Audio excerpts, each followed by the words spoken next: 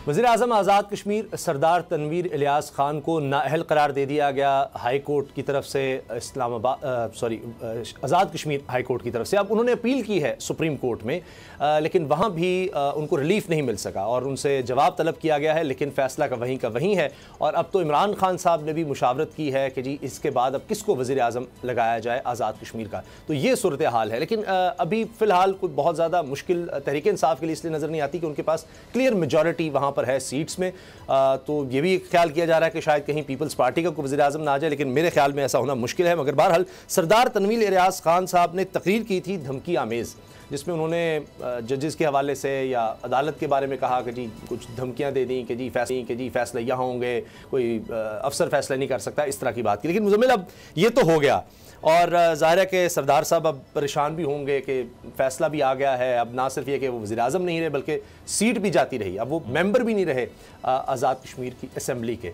मगर बहुत से लोग ये मवाजना कर रहे हैं उनकी उस तकरीर का, जितनी मैंने सुनी है मुझे तो यहाँ पर PDM और दीगर जो यहाँ पर लीडरशिप है उन्होंने पाकिस्तान में सुप्रीम कोर्ट के जजेस, सुप्रीम कोर्ट के बेंचेस, बल्कि चीफ जस्टिस के हवाले से वज़ीर पार्लिमानी अमूर ने जो ज़ुबान इस्तेमाल किया, जो गालियाँ दी हुई हैं, वो तो कहीं ज़्यादा ख़तरनाक चीज़ें हैं। देखें, इस पर तो ऑब्वियसली अब इसको जो है वो जो डिसीजन है उस पर इतनी स्पेस नहीं है कि उस पर क्रिटिसिज्म हो सके। लेकिन मसला ये इनिशियली मुझे लगता है कि कोई बेहतरीन चॉइस नहीं थी खान साहब की भी ये, जब उन्होंने PM नॉमिनेट किया था इनको। और साथ साथ ये भी कि कुछ ऐसे वाक़यात भी हुए, आपको याद होगा, जिसमें जलसा-ए-आम में तकारीर इन्होंने की, कंट्रोवर्सीज़ बन गई, कभी अब्यूसिव लैंग्वेज का इस्तेमाल कर दिया, वो चीज़ें एक तरफ। लेकिन ये ट्रेडिशन पाकिस्तान में रही है। आपको पता है कि बहुत से वज़ीर-ए-आज़म यहाँ पर अदालतों की दहलीज़ पे इस तरह से डिस्क्वालीफाई हुए हैं।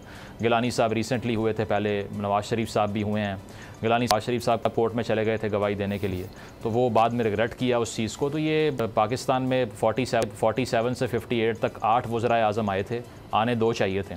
कोई 3 महीने के लिए आ रहा है, कोई 3 साल के लिए आ रहा है। तो पाकिस्तान में कभी भी वज़ारत उज़्मा, चाहे वो कश्मीर की हो या पाकिस्तान की हो, वो उस तरह से कभी जो है वो उसकी अथॉरिटी, एक भी पाकिस्तान में तो एक भी प्राइम मिनिस्टर जी अपनी मुद्दत नहीं पूरी कर सका, जो कि सवालिया निशान है। अगर 75 साल हो चुके हैं, उसके बावजूद डेमोक्रेसी की जो बेसिक ट्रेडिशन है, अगर वज़ीर-ए-आज़म अपनी नौकरी का टेन्योर मुकम्मल नहीं कर रहा और उसी की जॉब सिक्योर नहीं है, जो सबसे बेहतरीन जॉब है मुल्क के अंदर। वैसे तो अभी शहबाज शरीफ साहब मुश्किल से 1 साल हुए, इनका भी पता नहीं चल रहा जो काम हो रहे हैं उसमें, इन पे भी ये तो वैसे भी पॉसिबल नहीं है ना कि 5 साल करते। तो ये है कि यहाँ पर अनफॉर्चुनेटली ट्रेडिशन यही रही है कि यहाँ पर जो डिसीजन मेकर्स होते हैं उनकी नौकरी हमेशा ख़तरे में ही होती है, चाहे वो किसी भी साइड से हो। और उससे यही होता है कि पॉलिटिकल इंस्टेबिलिटी ख़त्म नहीं हो सकती। दोबारा इंतखाब कराओ, फिर किसी को लेके आओ। तो ये इस सिलसिले से, इस सर्कल से हम निकल ही नहीं सके 70 साल से, कि कौन ऐसा वज़ीर-ए-आज़म आएगा जो कि ऑनेस्ट भी है, जो कि सब कुछ है जिसके पास, उसके बावजूद वो टेन्योर पूरा नहीं कर रहा। खान साहब ने तो ये कहा था ना कि जो ऑनेस्ट होगा, जो करप्शन नहीं करेगा, वो 5 साल निकाल जाएगा। वैसा भी नहीं हुआ। या इदारे इसलिए इदारों से खतरा होता है कि करप्शन होती है और जी फोन टेप किए जाते हैं, फलां, ये सब बातें क्या करते थे। बिल्कुल कि जी मुझे कोई डर नहीं है, मुझे कोई खौफ नहीं है, क्योंकि मैंने तो करप्शन नहीं करनी, मुझे इदारों से कोई खौफ ही नहीं, लेकिन उसके बावजूद छुट्टी हो गई। उन्होंने ये भी कहा, जी मेरी फ़ोन पर गुफ्तगू सुनी जाती है, लेकिन मुझे फिर भी मसला नहीं है, उसकी वजह कि मैं कुछ गलत नहीं कर रहा।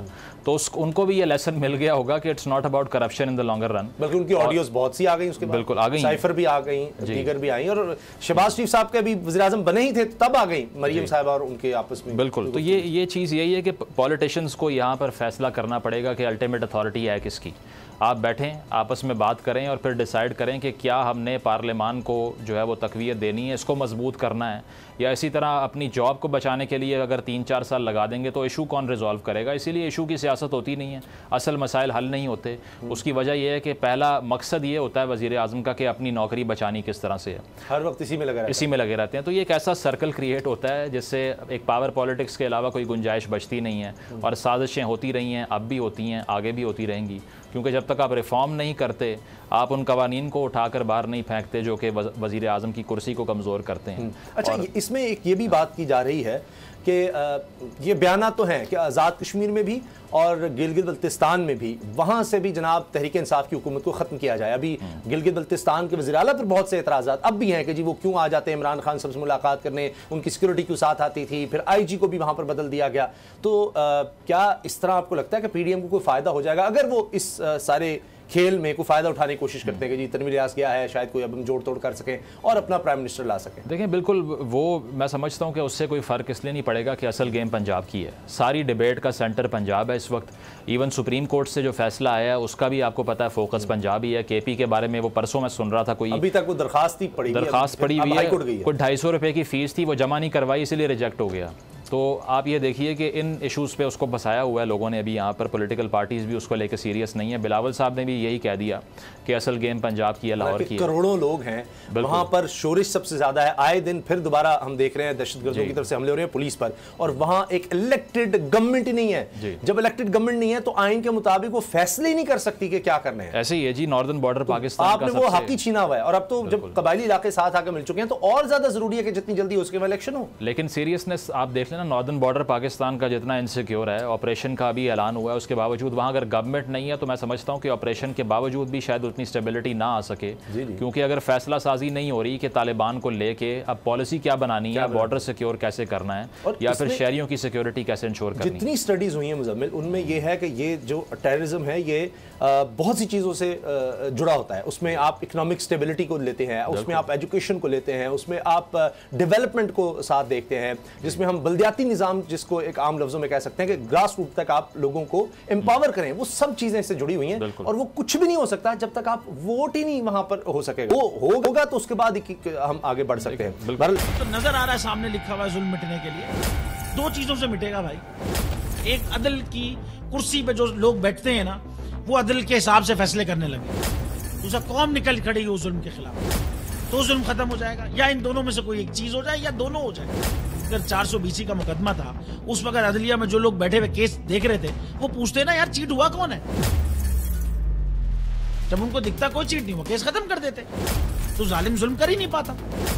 9 जजेस ने नोट बिफोर किया मेरे केस को यार, 1.5 साल चला। शख्सी जमानत का केस, सेम केस इस्लामाबाद में कर दिया। एक ही इल्जाम पे 2 केस हो नहीं सकते भाई।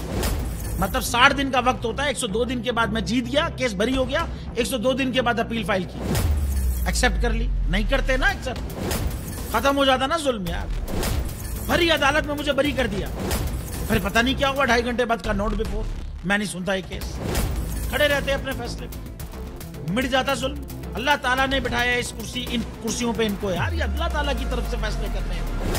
तो या तो ये फैसले आएंगे, जुल्म मिट जाएगा, या कौम खड़ी हो जाएगी जुल्म के खिलाफ।